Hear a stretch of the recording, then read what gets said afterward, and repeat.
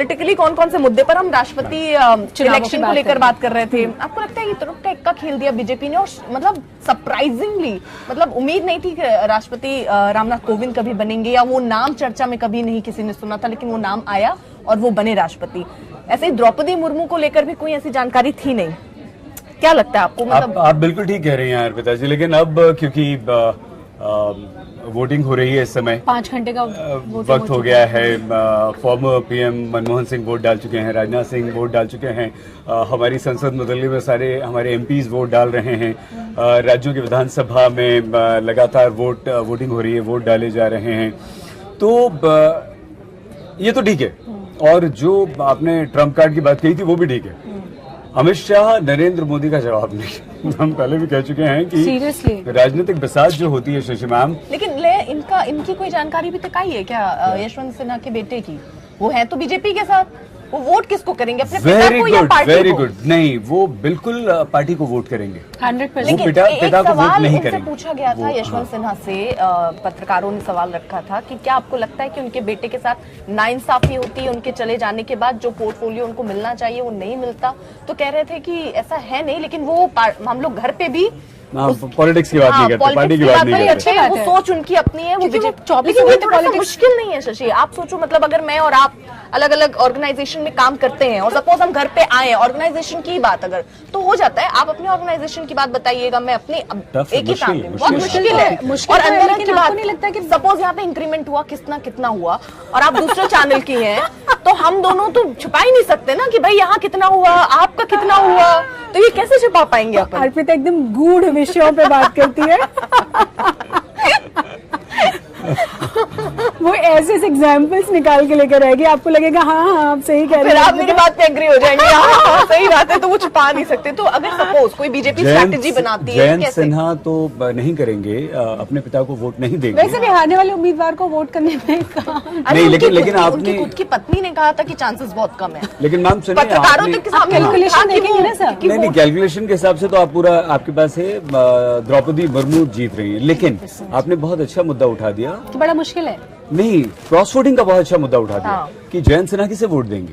लेकिन जयंत सिन्हा के अलावा हम आपको बताएं, सर आप ये भी तो देखेंगे ना उनका फ्यूचर, जब उन्होंने कुछ सोच के ही पॉलिटिकल पार्टी को ज्वाइन किया होगा ना, और अगर उन्होंने ऐसा किया तो फ्यूचर के लिए उनके लिए ठीक नहीं रहेगा। अच्छा, एक और फनी चीज मुझे जल्दी, सब लोग बड़े समझदार हैं। एक और फनी, मतलब फनी नहीं कह सकते, बट जिसको सोच के मेरे चेहरे पे स्माइल आ रही है, वो ये कि कांग्रेस पार्टी ने अपने 11 में से 5 को चेन्नई भेज दिया था, छिपा दिया था कहीं क्रॉस वोटिंग के डर से।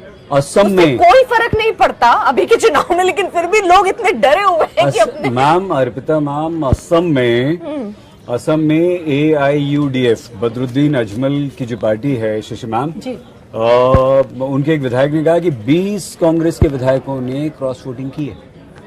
इसके अलावा उत्तर प्रदेश में समाजवादी पार्टी के एक विधायक ने क्रॉस वोटिंग कर दी है, महाराष्ट्र में क्रॉस वोटिंग हो चुकी है, एनसीपी ने क्रॉस वोटिंग कर दी है, तो बहुत ज्यादा क्रॉस वोटिंग पहले हो चुकी है। बीजेपी में बंगाल में बीजेपी की भी बात आ रही है कि बंगाल से बीजेपी के ही भी नेताओं ने क्रॉस वोटिंग की है। ममता दीदी सफल हो गई फिर ये करवाने में, या तो माने इसको ऐसे? ये थोड़ा सा आप ठीक कह रही हैं, बहुत अच्छी बात आपने कही।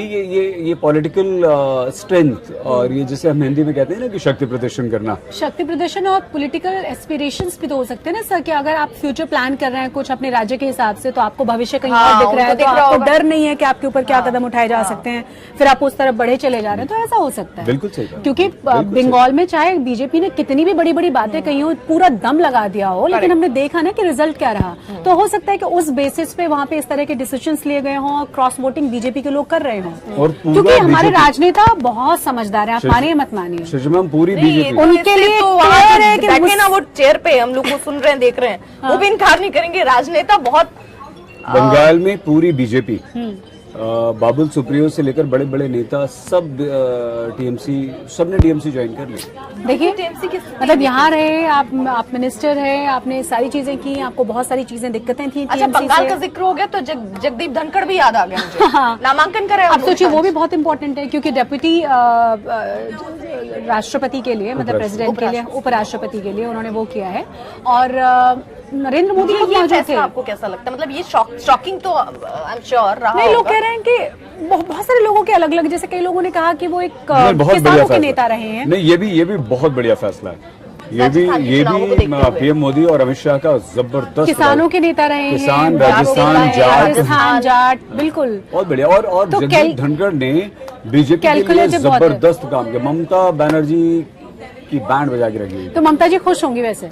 नहीं, क्यों नहीं वो खुश तो होंगी? गए ना, ले वहां जाओ, से तो गए, ले जाओ, राज्यपाल पद प्लीज से ले भागे। जाओ। कम से ठीक कम कह रहे लड़ाई हैं। खत्म हो। ठीक कह रहे हैं। आप उपराष्ट्रपति नहीं राष्ट्रपति बना दो, बस यहाँ से ले जाइए, ठीक प्लीज कह ले रही हैं, जाइए। ठीक है। सोचिए ना वहाँ पे कितना, मतलब वो दोनों ऐसे लड़ते हैं जैसे कि दो पॉलिटिकल पार्टी हो एक राज्य में। लगता ही नहीं कि राज्यपाल और राज्य सरकार के बीच का बिल्कुल झगड़ा ठीक है। है। लेकिन बिल्कुल ठीक जगदीप जी के बारे में ये भी है कि वो बहुत शांत नहीं रहते, बहुत मुखर हैं। चाहे वो ट्वीट के माध्यम से हो, तो क्या उपराष्ट्रपति के पद पर बैठकर वो अपनी ये मुखरता को कम कर पाएंगे क्या, कि ट्वीट ना करें, नहीं करेंगे, बोले ना? नहीं करेंगे। और हमें लगता है बहुत अच्छी बात है। क्यों क्यों क्यों चुप बैठे? भाई आप Exactly. देश के नहीं, कई बार उपराष्ट्रपति विवाद हो जाता है ना। उपराष्ट्रपति हो जाए। ज्यादातर तो बहुत शांत रहते हैं, वो ऐसे किसी विवाद या पचड़े में फंसना नहीं चाहते। नहीं, लेकिन बाद में उनका विवाद में nature फंसे। थोड़ा सा, हाँ, पद छोड़ने के बाद आबिद अंसारी। तो हाँ, पहले वो ही बाद में फंस जाए वो अलग बात तो है। पहले फंसे क्योंकि ज्यादा बुक आने ठीक है। वाली होगी किसी की, कहीं कुछ प्रमोशन चल रहा होगा, लेकिन पद में रहते हुए मुझे लगता है बहुत शांत रहते हैं। राष्ट्रपति हो, उपराष्ट्रपति हो। सही जी, हमारा ये कहना है कि क्यों शांत रहते हैं? बोलना चाहिए। खूब बोलना चाहिए, खूब Exactly. आना नहीं चाहिए। फिर विवाद हो जाए कि अच्छा है हमारे विवाद हो उपराष्ट्रपति जाए। ऐसी बात कर रहे हैं, देखिए, गलत है। देखिए, अब मान लीजिए हामिद अंसारी की ऐसी सोच थी कि यहाँ पे असुरक्षित मुस्लिम महसूस कर रहा है और वो उपराष्ट्रपति के पद पर होते हुए ये बात कह देते, तो कितना बवाल होता और ये विदेशों में कितना हमारी नाक कटती कि अच्छा उपराष्ट्रपति तक ये कह रहा है कि मुस्लिम सुरक्षित नहीं है। ये तो सवाल है। तो इसलिए उस पद पर शांत रहना ज्यादा बेहतर है।